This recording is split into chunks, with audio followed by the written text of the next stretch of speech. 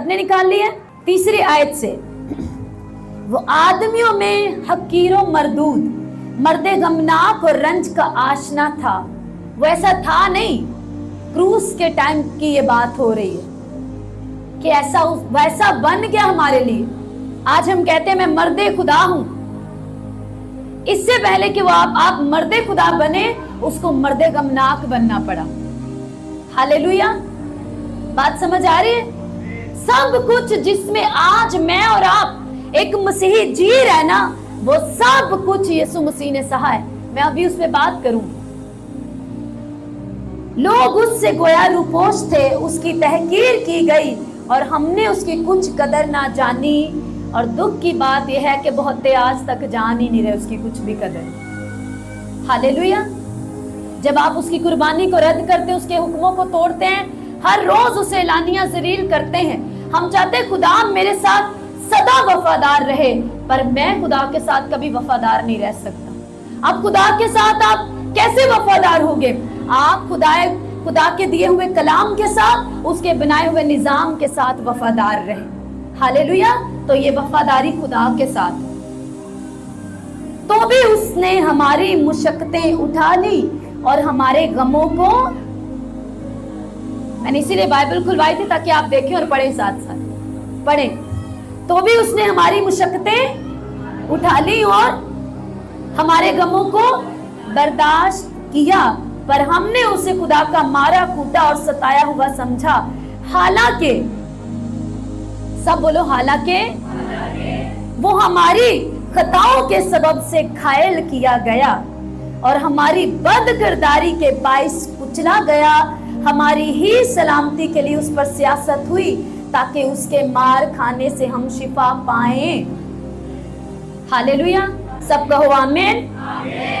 अब यहाँ पर जो लफ्ज बदकिरदारी है कि हमारी बदकिरदारी के बाइस वो कुचला गया, ये लफ्ज अब्रानी जुबान में जो लफ्ज है ये है एमोन, AVON, एवोन, जिसका मतलब है ऐसी बगावत जो इंसान के खिलाफ नहीं बल्कि खुदा के खिलाफ है। हालेलुया। कैसी बगावत? जो सिर्फ इंसान के नहीं, वो इंसान के नहीं बल्कि बराह रास्त खुदा के साथ बगावत है। हमारी जो बगावत थी खुदा के साथ, जो हमने कर बैठे थे, हमने की, उसे यीशु मसीह पर लाद दिया गया। हमारी बदकिरदारी, हमारी यानी कि हमारी बगावत के बाइस वो कुचला गया, हमारी ही सलामती के लिए उस पर सियासत हुई। अब बाइबल कहती है कि उसी के मार खाने से तुमने क्या कर ली है? शिफा। ऐसा इसलिए हुआ ताकि हम शिफा पाएं। और इंग्लिश में लिखा है by his stripes we are healed, past tense, हम चंगे हो चुके हैं। अब हम यीशु मसीह के इस बेलौस फजल को ईमान से हासिल कर सकते हैं। ईमान से हम इस कुर्बानी से दिए गए सारे बेनिफिट हासिल कर सकते हैं कि सारा पूरा फायदा मुझे हो। यीशु चाहता है कि अगर मैंने अपना पूरी तरह सौंप दिया तो मेरे पैरोकार पूरा फायदा उठाएं। बात समझ आ रही? अब पूरा फायदा मैं कब ले पाऊंगा? जब मुझे पूरी नॉलेज हासिल होगी और मैं पूरे दिल से इसको कबूल कर लूंगा और इस पर ईमान ले आऊंगा। बात समझ आ रही? हालेलुया। सबको बात समझ आ रही है? अभी मेरे साथ निकालो पहला पत्रस उसका 2 बाब और उसकी 24वीं आयत। हमने पढ़ा लिखा, उसने हमारी कमजोरियां ले ली और बीमारियां उठा ली, मुशक्कतें उठा ली। इसी को ये वचन पूरा हुआ मत्ती 8 उसकी 16 और 17 में, जहां लिखा है यीशु ने सब बीमारों को अच्छा कर दिया। हालेलुया। कि उसने हमारी सारी कमजोरियां, सारी लाचारियां, सारी बीमारियां अपने ऊपर उठा ली, वो रद्द किया गया। आपको मालूम है कि रद्द किया जाना जख्मों से ज्यादा पेनफुल होता है। शायद आपने कभी किसी न किसी हिस्से में रद्द किए जाने का एक्सपीरियंस किया हो। रद्द किया जाना, चाहे एक बच्चे को जब उसका माँ और बाप रद्द कर दे, तो स्टडी ये कहती है कि उस रद्द किए जाने का एहसास सारी जिंदगी, बल्कि कब्र तक जाने पर भी उससे ये खत्म नहीं होता। इतनी बुरी पेन है ये। या अगर मैरिज टूट जाए, एक दूसरे को रद्द कर देना पेनफुल है। बाइबल कहती है कि वो रद्द किया गया अपनों के वसीला। उसके शागिर्द भी उसको छोड़कर चले गए, सबने उसको छोड़ दिया, वो रद्द कर दिया गया हमारे लिए। अब कुर्बान होने के लिए सलीब ही का क्यों इंतखाब किया गया?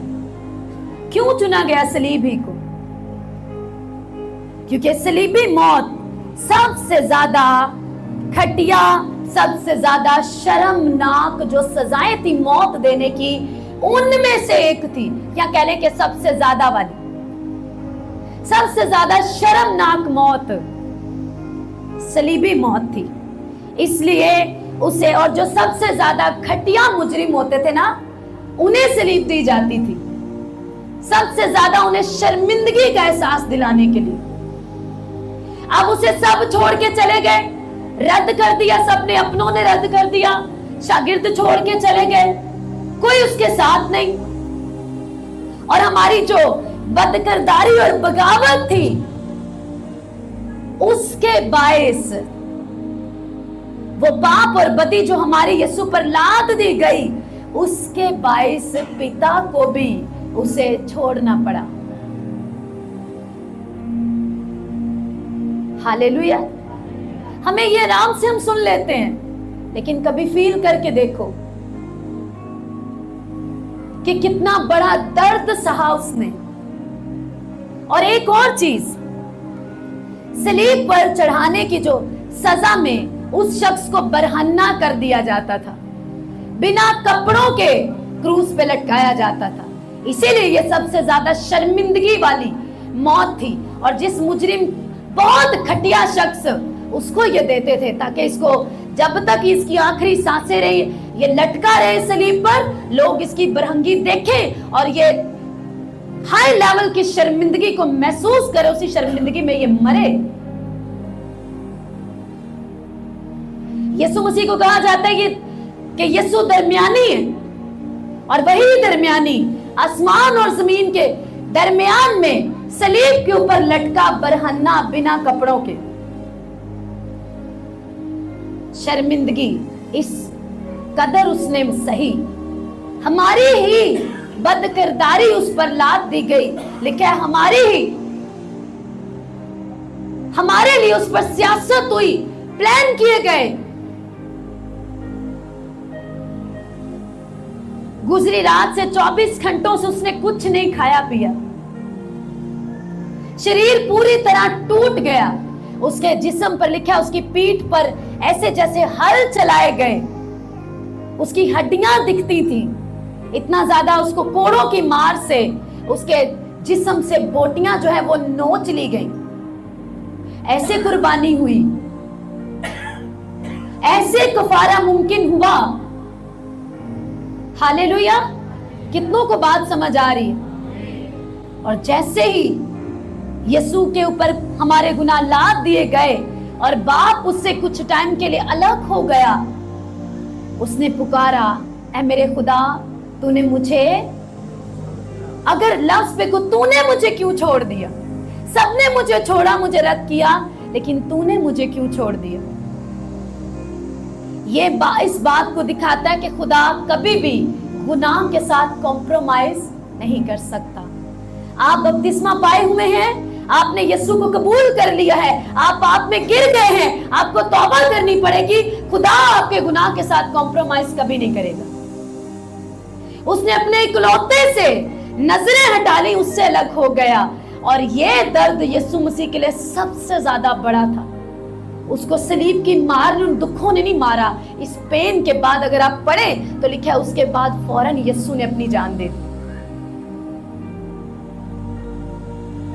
सबसे बड़ा पेन उसने ये सहा, क्योंकि जब से खुदा का कोई शुरू और आखिर है ही नहीं, इसीलिए कलमा कभी भी बाप से जुदा हुआ ही नहीं था और होना पड़ा हमारे लिए।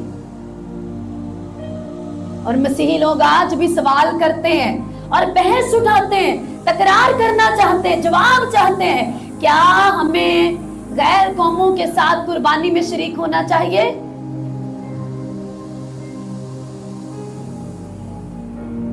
सोचें, कैसा उसको महसूस होता होगा कि जो मेरा गोश्त, कहता है मेरा बदन तोड़ा गया। पढ़ लेते, पहला पत्रस भी पढ़ो जरा, निकालो पहला पत्रस 2:24 आयत। वो आप हमारे गुनाहों को अपने बदन पर लिए हुए सलीब पर चढ़ गया, ताकि हम गुनाहों के एतबार से मरकर रास्तबाजी के एतबार से जिए, और उसी के मार खाने से तुमने शिफा पाई। कितना बड़ा इंतजाम किया गया हमारी शिफा के लिए। हम सर दर्द बन जाते हैं पास्टर की कि मैं चंगा क्यों नहीं हो रहा। उसने इतना बड़ा काम कर दिया, आप इतना बड़ा विश्वास पैदा नहीं कर सकते? बड़े ऑपरेशन के लिए लाखों रुपया इकट्ठा कर लेते हैं, बड़ी बीमारी के लिए बड़ा ईमान भी इकट्ठा करो। और बाइबल साफ कहती है ईमान सुनने से पैदा होता है, और जो चीज पैदा होती है वो बड़ी भी होती है। एक पौधा लगाते हैं, वो पैदा फूटता है, बड़ा होता है। बच्चा पैदा होता है, इंसान का हो, जानवर का, परिंदे का, बड़ा होता है। इसका मतलब ईमान अगर पैदा होता है, ईमान भी बड़ा होता है। तो ईमान को बढ़ाना आपका काम है।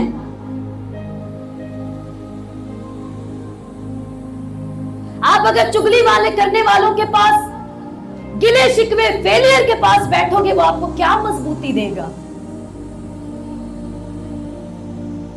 आपके ऊपर डिपेंड करता है कि आपने अपने ईमान को कैसे स्ट्रॉन्ग करना है।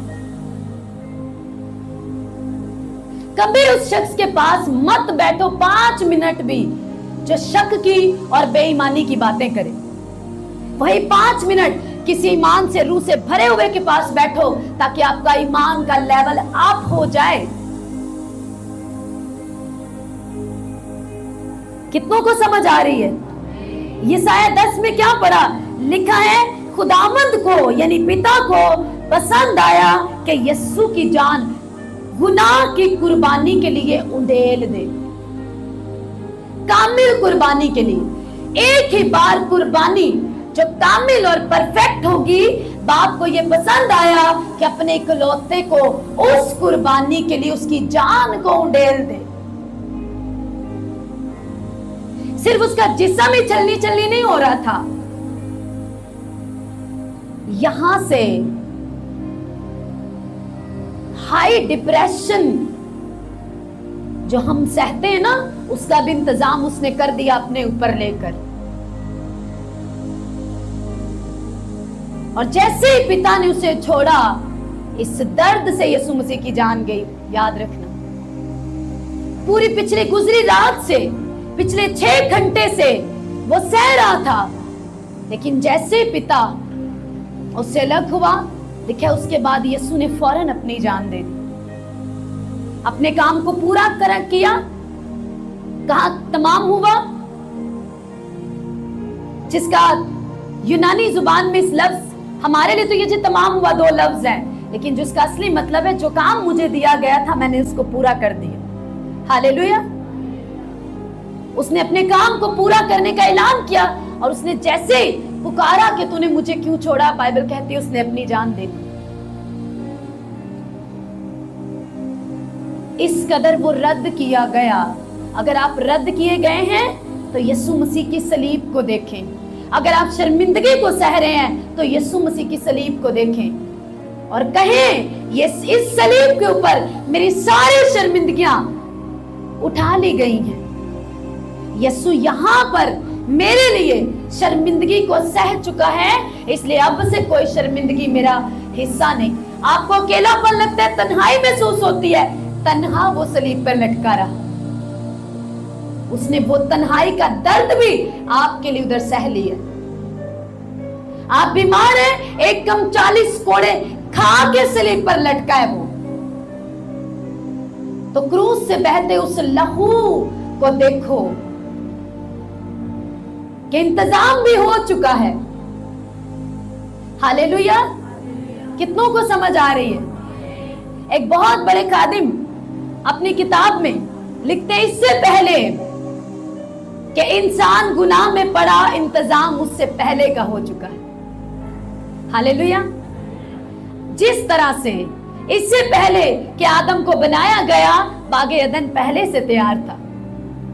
इससे पहले कि आप आदम इंसान होते हुए खोए हैं, मसीह में आप पहले से ढूंढ लिए गए। हालेलुया। कितनों को बात समझ आ रही है? अब आप अपने ऊपर ये जिम्मेदारी लो कि मैं यीशु मसीह की कुर्बानी के लिए जलन रखो अपने अंदर, गैरत जिसको लफ्ज कहते हैं ना, वो रखो अपने अंदर, और बताओ उनको जिनको इब्लीस ने गुमराह करके रखा हुआ है। प्रीच करते हैं लोग कि नहीं कितने लिखे है, काश के सारा लिखिया तुसी मनन लग जाओ तो क्या ही बात हो जाए।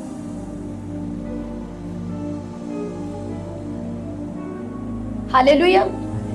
इसको देखो कि कहां कहां क्या लिखा है। लिखे क्या? जो कुर्बान, पहला कुरिन्थियों में लिखे क्या, वो जो कुर्बानी करते हैं वो सब कुर्बान गाह में शरीक नहीं होते। और जब तुम वहां से खाते हो तो तुम उस ईमान का इकरार करते हो जिस नाम से उसको ब्लेस किया गया। क्या बात थी दानियल की, नौकर है, खरीदा हुआ गुलाम है, पूरी की पूरी कौम को अरेस्ट करके, इतना कठोर सख्त बादशाह, खुदा का डर नहीं उसको, उसके महल में रहकर एक नौजवान बंदे की दलेरी देखो। हम नहीं खाएंगे ये वाला गोश्त, हम ये खाना नहीं खाएंगे, क्योंकि शरीयत में इस खाने के लिए मना किया गया। कहाँ है आज हमारी दलेरी मसीही होते हुए? ये भाषण देना बड़ा आसान है कि क्रिश्चियनिटी आज कहां जा रही है। तुम ही लेके जा रहे हो क्रिश्चियनिटी को रॉन्ग जगह पर। हालेलुया। क्या है एक पास्टर का काम? अगर एक पास्टर का काम आपको बढ़ाना है तो पाप और बदी से रोकना भी उसका ही काम है। कितनों को समझ आ रही है? समझ आ रही है तो जोर से बोलो आमीन। हालेलुया। अपने अंदर जलन, यिर्मयाह कहते हैं तेरा कलाम मेरे सीने के अंदर आग की तरह जलता है, मैं इसको बयान किए बिना रह नहीं सकता। और इधर हमारा हाल ऐसा है, हम रह सकते हैं इसको कुछ भी अपने मुंह से बोले बिना, किसी को बताए बिना, ऐसे रह रहे हैं बस। क्या बोलूं मैं अभी? आज हम मसीहियों का हाल उस बेशरम नौजवान लड़के की तरह है जिसके बाप के खेत में फसल पकी पड़ी है, चाहता है मेरा बेटा जाकर फसल काटे, और वो घर में आलस का मारा पड़ा हुआ है।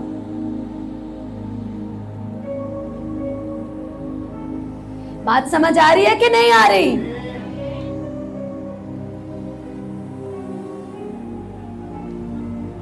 हर रोज यीशु मसीह की हमारे दुख, मैं कहती हूं कि अगर आप यीशु मसीह के क्रूस को, उसके कुर्बान होने के उस सारे प्रोसेस पर निगाह करो ना, और ये ईस्टर और ईस्टर गुड फ्राइडे पे करना छोड़ दो, निगाह करो उस पे, ताकि जब उसको देखेंगे हमारे दुख कुछ भी नहीं।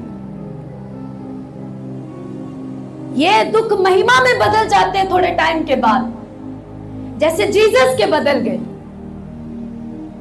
गुड फ्राइडे आया तो फिर ईस्टर संडे भी आया, उसकी ग्लोरी हुई। हालेलुया। जो आज तक होती जा रही, और ऐसा दिन आया कि जिसे आज तक सेलिब्रेट किया जा रहा है।